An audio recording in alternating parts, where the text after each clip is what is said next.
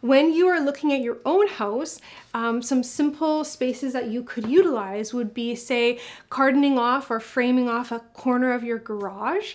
Or maybe you have a closet that has a really like tight fitting door that you could, you know, put an indoor-outdoor door, an insulated door, and then that space can then be vented to the outside.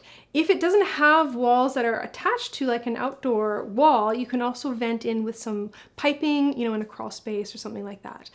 The other option is that if you have a basement, basements are fantastic, and a basement space, especially if it has some cement walls on one side, that's actually going to give you cold temperatures throughout the summertime. And so for me, this space is only cold for 6 months. It's not going to be cold in the summertime. It gets quite warm in here.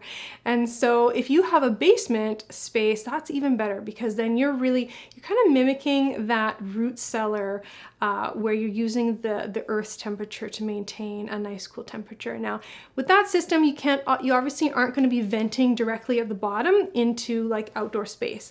And so with that system, you just simply need to get a pipe that then can pipe air down if the exit of the pipe is at the floor of your space and then your venting is at the roof, there will be a convection current that way where the air is entering the bottom of the room of the space and then exiting at the top.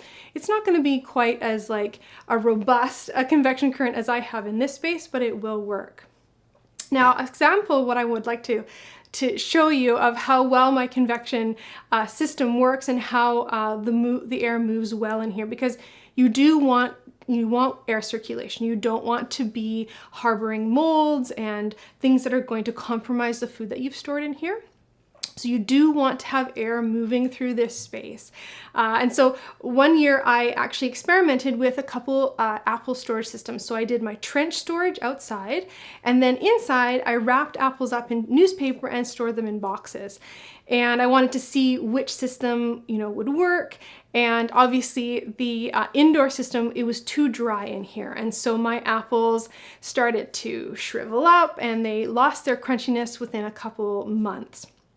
And then what I did is I just kind of left them. I abandoned them. I didn't throw them away or do anything with them. And what was really interesting is that after a year of these apples sitting in here, so the next fall, I came in here and to clean it out and to get things ready for our fall harvest to store in here. And I took my box of apples, and I was about to throw them out, but I unwrapped one of the apples and realized that the apples had completely dehydrated. This is a whole apple that is completely dehydrated, and it actually tastes like a fig. They are really, really tasty, and there was basically no mold on them, just a few that had gotten a bit moldy. So this is a good indicator that I have really good air circulation in here, and I was quite surprised at how well a whole apple dehydrating. I never really knew you could do that.